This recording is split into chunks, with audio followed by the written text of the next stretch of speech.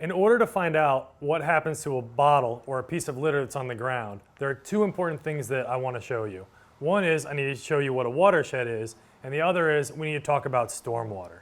In order to show you those two things, I want to start off by showing you my map, okay?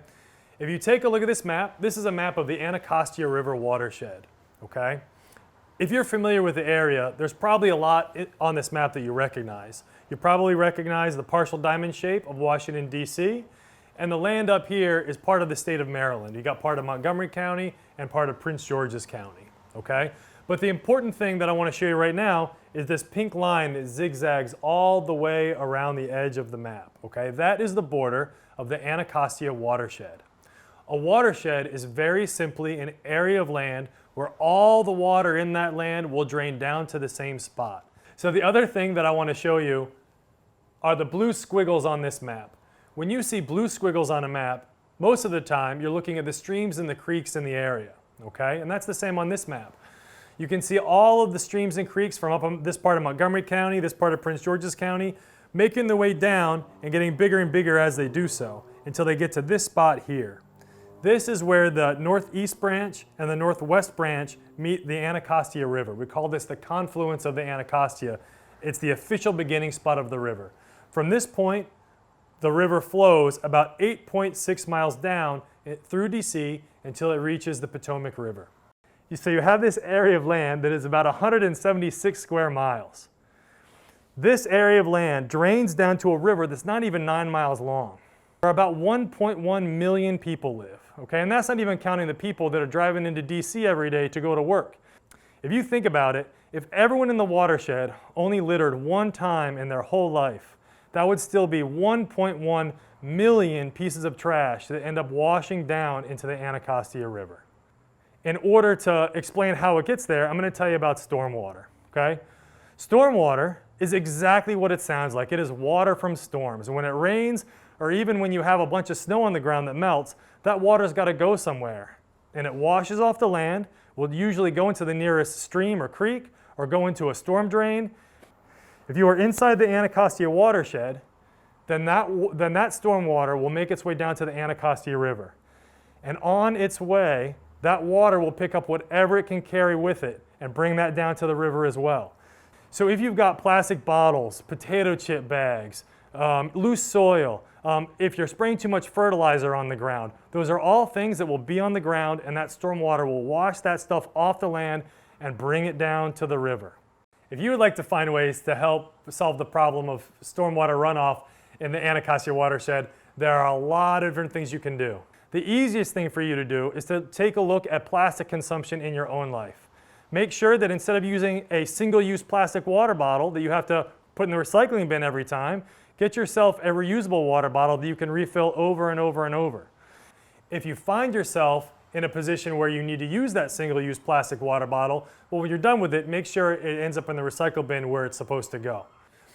If you want to take it even a step further, one of the best ways that you can help out the problem of stormwater runoff in the watershed is to plant green things that grow in the ground. Plants, as you know, drink lots of water, and so the more plants and the more natural area that we have within the watershed, those plants will help us by absorbing, deflecting, and filtering that stormwater runoff and keeping a lot of the pollution from ever getting into the river in the first place. So in order to try to solve problems around stormwater runoff, one of the first things we need to do is we need to look at the types of lands that are around the watershed. The first thing that we do is we break the land up into two categories. One is pervious surface and the other is impervious surface, which sound very similar, but they're actually very different, okay? So down here I've got my groundwater demonstration, and we're going to pretend that this open water here is the Anacostia River, and the gravel that's piled up on the side is the land around the watershed. Okay, so the first thing that we're going to do is we are going to put an area of pervious surface along the edge of the Anacostia River in the watershed. Now, for my pervious surface, I'm using this sponge, and that's exactly what land that's pervious is. It's a gigantic sponge. Now, I don't mean it's a green sponge like this one, but what I mean is that it's full of plants. And you already know that plants drink a lot of water. So if you have an area of green space full of plants, those plants are already drinking and absorbing a lot of the storm water. Okay? This could be a meadow, it could be a forest, it could be a wetland, it could even be a garden that you have in your own community. I'm going to pretend that this is a meadow. And we're going to put the meadow right on the side of the Anacostia River. Okay? And so what I'm going to do is I'm going to make it rain on this meadow right next to the river, and we're going to see what happens to the river. Your job as good scientists is to be a good observer. And what I'd like you to do is take a look at the water here, and you're going to try to see if you notice any changes from when it rains on this meadow. So here we go. I've got my rain cup, and I'm going to make it rain on the meadow. You should be looking at the water to see what's going to happen.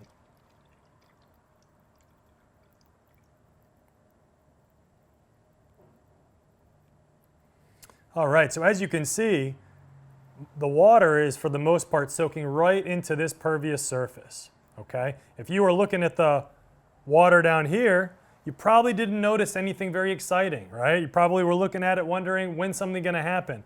And that's exactly the way that we want it to be, right? Nature doesn't want it to be super exciting. If I'm a fish swimming around in here, I want it to be nice and calm. I want the water to flow in cleanly and easily and not really mess me up too much. One of the things you'll notice is that this pervious surface is still full of water, right? And that's exactly what the plants do. They absorb the water, right? So most of the water hasn't even made its way down to the river yet. And the water that has made its way down has come out through all these plants more slowly and cleaner on the other side. Now, the other type of land that we're going to talk about is impervious surface. An impervious surface is an area of land that's hard, okay, where water cannot soak in, where it pools up and then flows down into the gutter and then into the storm drain. This could be any area of hard surface that you can think of. A parking lot, a basketball court, a sidewalk, a road, even the hard roof of a building counts as impervious surface.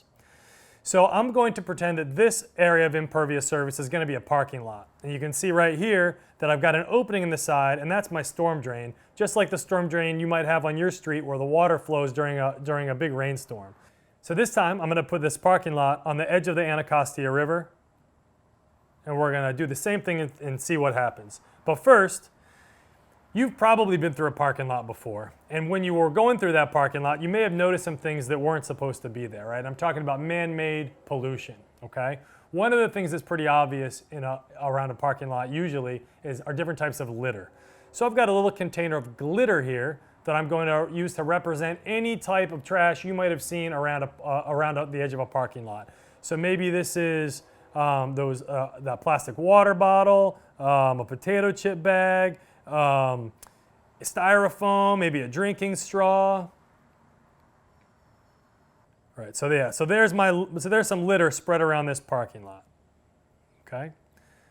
Now the other thing that you know that we see in parking lots, of course, are cars. And you also probably know that sometimes we're not able to take as good of care of our car as we probably should. And so sometimes some of those chemicals that keep the car running will leak. Okay? And so I'm just going to use a little food coloring to represent some of those chemicals, okay? So a little red food coloring. So a little red food coloring will represent maybe someone's got an oil leak, a little oil dripped out onto the parking lot. Okay, maybe someone was filling up their gas tank nearby and dripped a little extra gas onto the ground. Okay, but there are other chemicals as well, so I'm going to switch colors on my food coloring. And some of the other chemicals that you might know about that help keep a car going are maybe brake fluid or antifreeze or even the detergent that's in your windshield washer fluid. Okay, so those things can end up on the ground. And if you've ever been walking through a parking lot and seen that weird looking rainbow on the ground, you probably already know what I'm talking about. So this time I'm going to make it rain in the parking lot just as we did before with making it rain on our meadow, okay? You are going to do the same thing that you did before. I want you to watch the water, be a good scientist, and make some good observations about anything going on in the water as a result of my stormwater runoff, okay? And so what I'm going to do is I'm going to make it rain, and we are going to see what changes occur in the Anacostia River.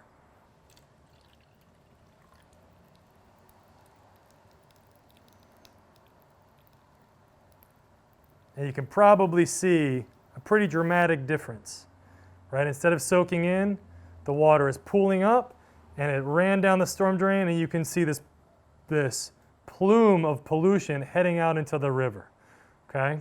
And so if you're a fish, this is not a place that you want to be swimming around, right? That is not a healthy place for you to be.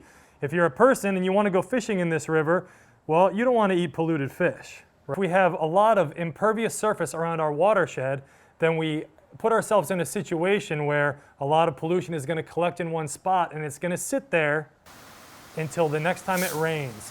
And then that rainwater is going to pick up anything it can, any of that pollution, and bring it down to the nearest river, in our case, the Anacostia River. So the lesson here is that by having more areas in your watershed that look like this, right? More green spaces, more meadow area, more planted trees, gardens, rain gardens. By having more areas like this and less areas like this, that the land itself is better equipped to heal the river by absorbing, deflecting, and filtering any of that polluted stormwater on its way down to the river.